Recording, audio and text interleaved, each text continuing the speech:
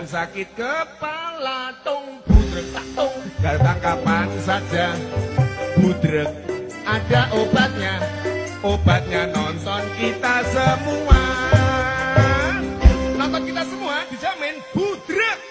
Maaf itu bercanda, sekarang kita serius.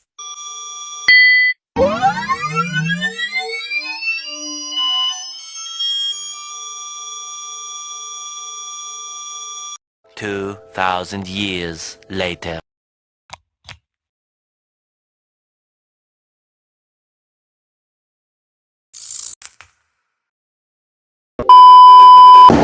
Halo guys, selamat datang di podcast kami. Perkenalkan, saya Tio Nugroho sebagai host di sini dan saya sudah bersama dengan narasumber 1 dan 2. Halo guys, nama saya Rina Sundari dan saya Arma Antonina. Di sini kita sebagai narasumber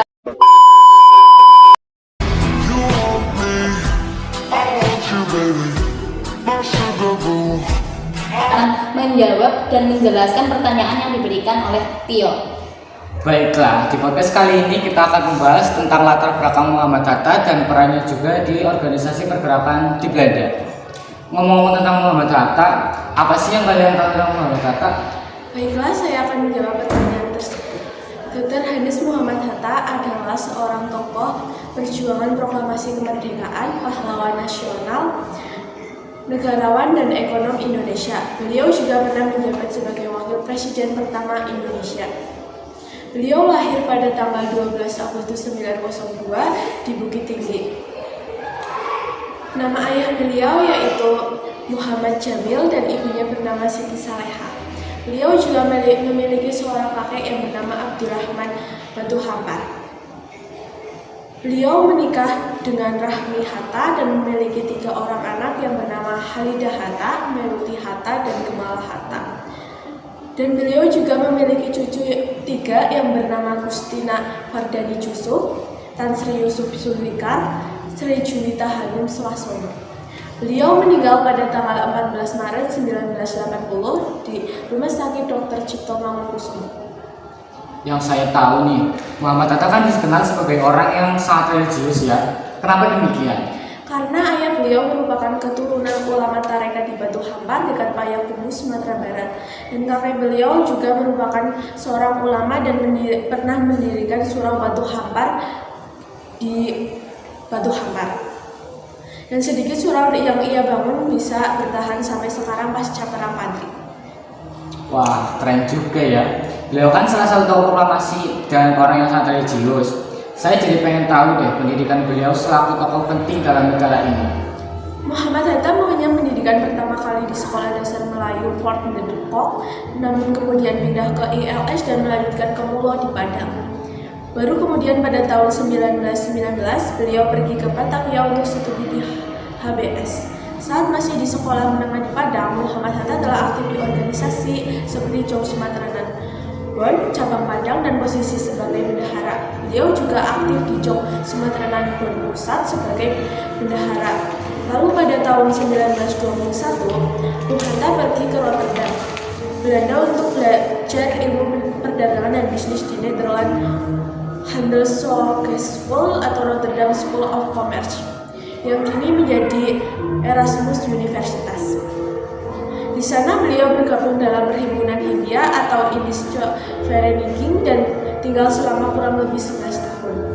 Pada tanggal 27 November 1956, Bung Hatta memperoleh gelar kehormatan akademis yaitu Doktor Honoris Causa dalam ilmu hukum dari Universitas Gadjah Mada di Yogyakarta.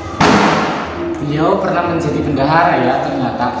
Pasti beliau sangat tahu apa itu pentingnya uang menurut beliau. Apa sih pentingnya uang dalam organisasi itu? Beliau saat berorganisasi sadar bahwasanya arti keuangan yaitu perkumpulan.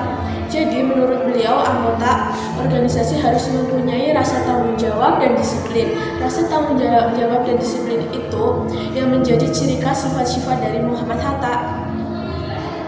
Wow, beliau sangat rajin dan aktif berorganisasi ya.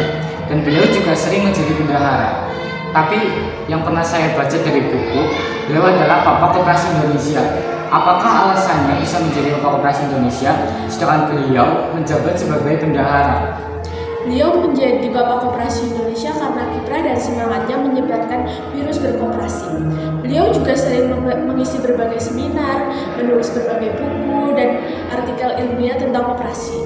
Dari alasan itu kemudian beliau disebut sebagai Bapak Koperasi Indonesia.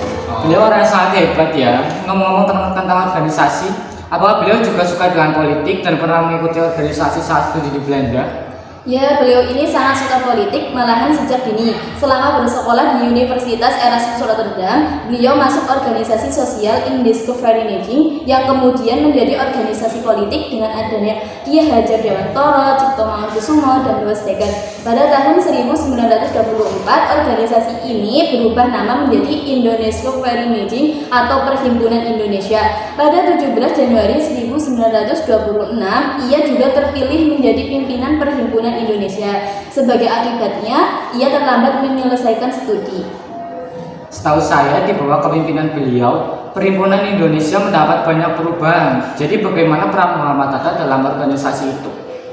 Peranan Muhammad Hatta dalam Perhimpunan Indonesia dengan menjadi ketua perhimpunan. Karena beliau, PI juga menjadi organisasi politik yang semakin disegani. Muhammad Hatta mempropagandakan keinginan Indonesia untuk merdeka pada dunia luar. Di bawah pimpinan Hatta, PI berkembang dengan pesat dan merangsang para mahasiswa yang ada di Belanda untuk terus memikirkan kemerdekaan tanah airnya.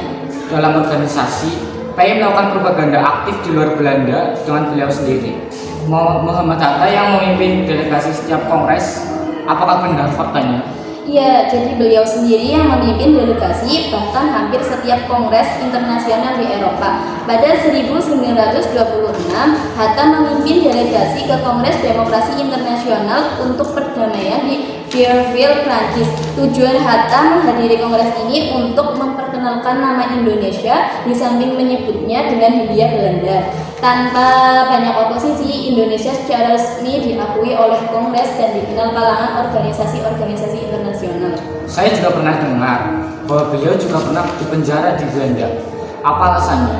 Iya, beliau ditangkap selama 3 tahun oleh penguasa Belanda atas tuduhan mengikuti partai politik dan dituduh akan melarikan diri. Sehingga dia yang sedang memperkenalkan Indonesia ke kota-kota yang ada di Eropa sehingga memilih pulang lebih cepat. Apakah tujuan seperti itu ia tolak? Ya, semua tuduhan itu ia tolak dalam pidatonya Indonesia Merdeka atau Indonesia Free pada sidang kedua tanggal 22 Maret 1928. Tapi akhirnya beliau dibebaskan dari tuduhan karena tuduhan tidak bisa dibuktikan. Wah, jadi penasaran isi pidato Indonesia Merdeka. Apa sih isinya? Dalam pidatonya, Bung Hatta mengatakan jika tiba saatnya, maka Nederland akan ditempatkan pada alternatif mengundurkan diri dengan sukarela dari Indonesia atau dilemparkan keluar dari Indonesia. Wah, bikin merinding ya. Ternyata Sosok Muhammad Hatta itu orang yang sangat religius dan aktif dalam berorganisasi. Ya, karena beliau sudah dibesarkan di keluarga yang taat sekali dalam beragama Islam. Oke, semua pertanyaan sudah dijawab dan sudah dijelaskan dengan baik. Jadi kita tahu seperti apa si Muhammad Hatta itu. Tak terasa sudah di akhir acara. Demikian hasil jawaban dari narasumber 1 dan 2. Saya selaku host izin undur diri dengan narasumber saya. See you guys. See you.